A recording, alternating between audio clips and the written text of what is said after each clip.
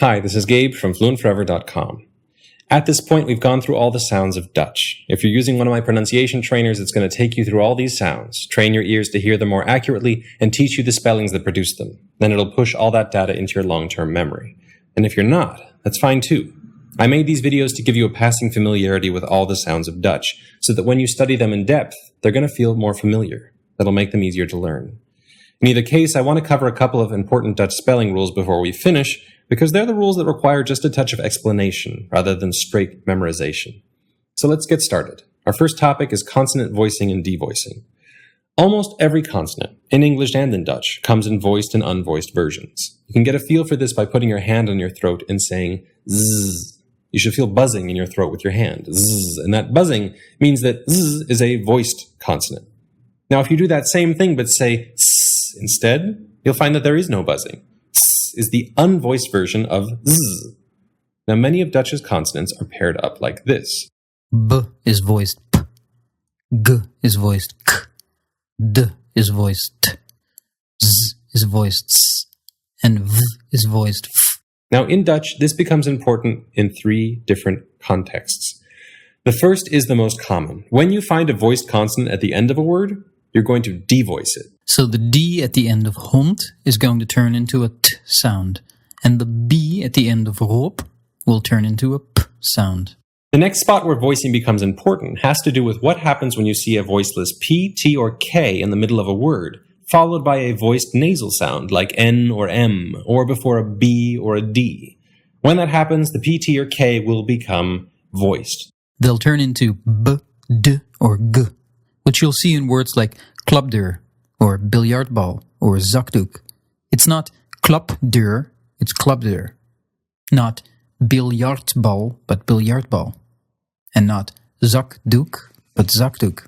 Basically, the P, T, or K take on the voicing from the next consonant.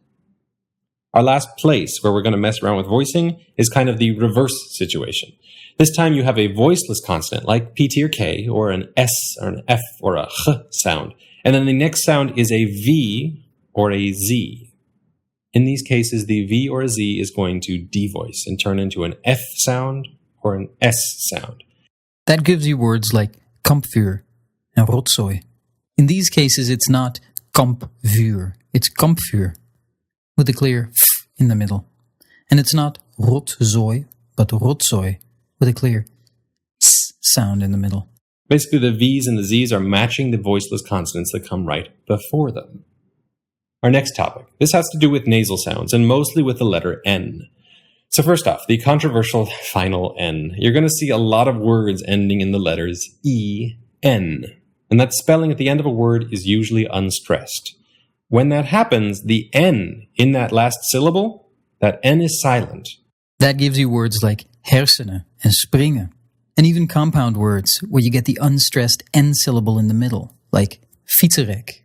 In these cases, you're not hearing hersenen or springen or fietsenrek, but rather hersenen, springen, and fietsenrek. The tricky thing about this spelling rule is that it is not quite true everywhere yet. Dutch children are following it, which means that it's the direction the language is going to go, and adults tend to do it when they're having a casual conversation. But they're not always doing it. Many speakers pronounce words like hersenen with a slight N at the end, hersenen. And if you ask someone to carefully pronounce a word with the final EN, then you'll absolutely hear that N, as clear as day. But if Dutch kids are doing it, then that is the direction the language is going, and so for us, final N is silent on unstressed EN syllables. Next up, what happens when you get a nasal vowel like N or M, and then that's followed by another consonant like a K? Say in a word like mankracht.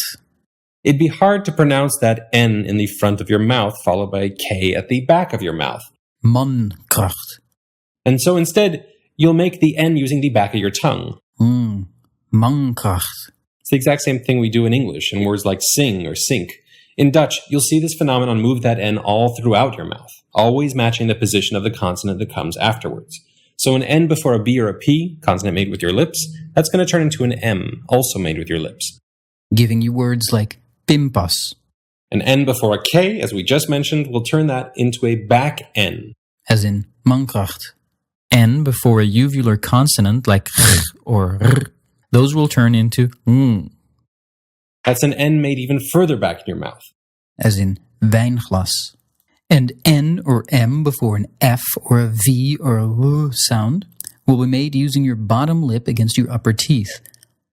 As in bronwater. Last, an N before a Y sound will turn into N as in oranje. All of these transformations are going to be pretty unconscious. Basically, just let your tongue do what it's going to do naturally, and you'll find that your N's and M's will jump to the right spots without you having to force them there. We have one more nasal rule, and that has to do with what happens when you have one of 6 nasal prefixes, On, in, aan, een, and un, coming before a s, sh, r, v, f, v. basically any sound that falls into that big category of hushing, buzzing, or whooshing consonants, which is technically known as a fricative. This shows up in the word omslag. If you listen carefully, you'll find that it is not obvious whether that nasal consonant is an N or an M. Omslag. And what's going on here is that in this particular context, you actually won't completely pronounce that N or M. You'll just let it affect the vowel. It's on rather than o. But you won't bring your tongue or lips all the way into that N or M position. You'll just skip that and go straight to the next sound. Omslag. So here's onweer, omver, inwoner, aanrecht, heenvlucht, en kransje. And in all of these cases, you're not really pronouncing that N or M. You're just letting the vowel get a bit nasal and then jumping straight to the next consonant. And that is all for the nasals. Now let's talk about vowels. Many vowels in Dutch have one spelling that can produce 2 different possible vowels. For instance, the spelling O. For Dutch words, that produces o, as in klomp, or o, as in stro. Or the spelling U. That can produce a, as in gum, or u, as in juweel. Dutch tends to classify its vowels into 2 categories. There are the so-called short vowels, as in a, e, o, e. And there are the so-called long vowels, as in A, E, O, and U. Let's start by talking about how to identify long vowels. First off, if you see 2 vowels in a row, then you know it's going to be a long vowel. This one's easy. So here's A as in maan, E as in been, O as in boat, and U as in kostuum. The trickier one becomes identifying long vowels when there's only one letter. Here's A as in sla, O as in stro, E as in bezem, and U as in juweel. The idea here is that you'll use a long vowel whenever the syllable ends in a vowel rather than a consonant. That's easy to spot when you have a one-syllable word like sla and stro. There's no consonant at the end, so it must end in a vowel, so it's long. But bezem and juweel are a little trickier. How do you know it's not bezem and juweel? Figuring this out is mostly a matter of counting consonants. If you see just one consonant after a vowel and that consonant is followed by another vowel, like in bezem and juweel, then that consonant is going to be a part of the next syllable and not the first one. So the syllables in these words are bezem and juweel. Contrast that with some examples of short vowels. Here's a as in pakje, e as in ketting, o as in klomp, and u as in gum. The last 2 examples are again simple. Clearly those syllables end in 1 or 2 consonants since there's nothing afterwards. But in our first 2 examples, pakje and ketting. Now those are short vowels because you're looking at 2 consonants after the vowel in question. Anytime you see 2 consonants like that in the middle of a word, then that first vowel is generally going to be short. Incidentally, that change in vowels is the only way that you can hear the 2 T's in a word like ketting. Dutch doesn't have double consonants You're not going to say ketting with an extra long T. But since you're not saying keting with a long A, It's clear to a Dutch speaker that the word has a double consonant hiding in the spelling. We have one more vowel topic to cover, and that has to do with the schwa. the unstressed sound that we talked about in the last video. Schwa shows up with 2 possible spellings. One, whenever you see an E that by the rules we just discussed should be a long A sound. Meaning that it's an E at the end of a word, or it's in the middle of a word with only one consonant after it. But, importantly, in this special particular case, the E is in an unstressed syllable. In cases like these, you'll pronounce that E as a schwa, That gives you words like amandelen and meisje. where all the unstressed E's are pronounced as schwas. The other spot in Dutch where you'll hear a schwa is when you run into an unstressed IJ, usually at the end of a word. That gives you words like heerlijk. And that's basically all for vowels except for what happens when they show up in loan words. Modern Dutch has taken in a lot of words from French, German, and English. More than that, they've adopted the spellings and sounds of these words from their original languages, which can make reading Dutch a bit tricky because several letters behave differently when they're used in native Dutch words compared to when they're used in loan words taken from French or English. This ends up being an issue with 3 consonants and 3 vowels, and I'll point out the various pronunciation options for those spellings so that they don't surprise you too much when you run into them later on. So first, the spelling G. For Dutch words, G is generally pronounced g as in geit, but English loans use g as in goal, and French loans use j as in gin or j as in rouge. Then comes the spelling J. In Dutch words, that generally spells je as in jongen, but for English loans, you'll use j as in jungle, and for French ones, j as in jus. Next, we have the spelling CH. Dutch pronounces this as ch as in schildpad, and also uses the same sound for Greek loans as in chaos, but English loans are going to use ch as in checken, and French ones will use sh as in chirurg. Now a few vowels. First off, there's the spelling O. As we just mentioned, For Dutch words, the spelling O can produce O as in klomp, or O as in stro. but if you see that letter in a French loan, then it's not going to follow our rules about long and short vowels. Instead, it's just going to be an extra long version of that O sound. O as in trombone. It's similar with the letter U. As we mentioned above, This one produces the short vowel as in gum, or the long vowel U as in juweel. but if you're looking at a French or German loan word, then again it's not going to follow the rules for long and short vowels. Instead, if it's French or German, then it's just going to be U as in truc. And oddly enough, if you see an English loan, then you'll use the short vowel as in truc. Since Dutch doesn't have the English vowel Our last spelling is EU. This one is pronounced as in reus in Dutch words. But if it's a French loan word, then it'll turn into a long as in freule. And with that, we're on to our very last topic, word stress. This is actually pretty simple in Dutch. For English, word stress is basically random. You just have to look it up. And we have a lot of words like incense and incense, where the word stress can determine the meaning of the word. Dutch tends to be a lot more systematic. Generally, you're going to follow 3 basic rules. The first rule is that Dutch words are generally stressed on the first syllable. So here's schaduw, spiegel, aardappel, and stropdas. The first syllable gets the stress. Our second rule is that there are a few prefixes that are unstressed. Like ge, or ont, or ver. If you see a word that starts with one of those prefixes, then you'll stress the second syllable. So here's gebed, ontbijt, verpleegster. All starting with unstressed prefixes. Our third rule is that if you're looking at a loan word, then you can generally forget about rules 1 and 2, and instead, you'll use the stress that the word had in its original language. That gives you words like ingenieur, laboratorium, and museum. And those are the 3 word stress rules, which work the vast majority of the time. There are exceptions naturally, but all in all, you'll find that word stress is pretty predictable in Dutch.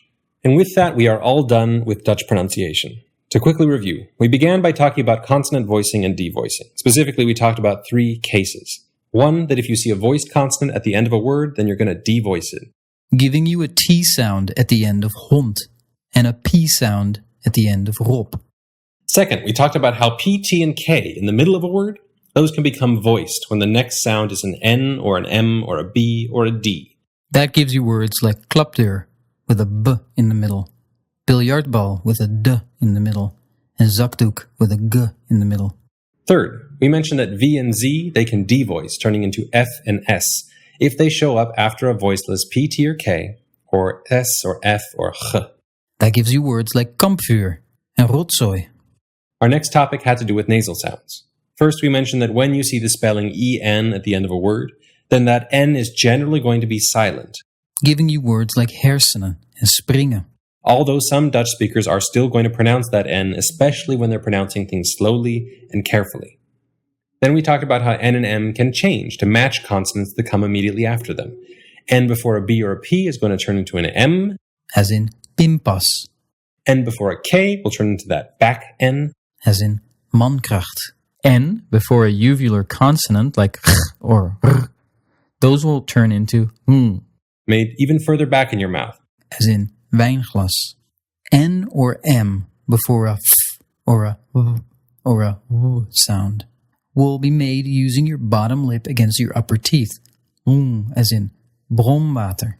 Last, an n before a y sound turns into ny, as in oranje. Our last nasal rule covered the nasal prefixes on, om, in, aan, een, and an. Whenever these prefixes show up before so-called fricative consonants, s, sh, r, v, f, v, then you let the vowel get nasal as if you're about to pronounce that n or m at the end, but you don't actually pronounce the nasal consonant. You're going to skip over to the next one. That gives you words like omslag, onweer, omver, inwoner, aanrecht, heenvlucht, and kransje. After the nasals, we went on to talk about long and short vowels. Long vowels were a, e, o, and u. And they showed up either whenever you saw two vowels in a row, as in maan, been, boot, and kostuum, or whenever you had a syllable ending in a vowel. You could tell that was going to happen if you're at the end of a word and there's no consonant, as in sla or stro, or if you're in the middle of a word and one of those vowels was just followed by a single consonant, as in bezem and juweel. Conversely, short vowels show up whenever a syllable ends in a consonant, and you could tell that was going to happen if you're at the end of a word and there is a consonant or two there, as in klomp or gum, or if you're in the middle of the word and you see two consonants after one of these vowels, as in pakje or ketting. After that, we mentioned the various spellings for the unaccented schwa vowel. It's either going to be an unstressed syllable that ends in the letter E, as in amandelen and meisje, basically using the same rules we just mentioned to find the long A sound, but when that syllable is unstressed. Or when you see an unstressed IJ. In words like heerlijk. And that was it for long and short vowels. We then talked about Dutch's tendency to copy spellings for their loan words, making it a bit tricky to figure out what spelling produces what sound. The spellings you need to be aware of are G, J, and CH for the consonants. G can be g, g, j, or j. J can be y, j, or j. CH can be ch, ch, or sh. Then came the spellings O, U, and EU for the vowels. O can be or o. As normal, but loan words don't follow the long and short vowel rules, and French O vowels are extra long. U can be or u.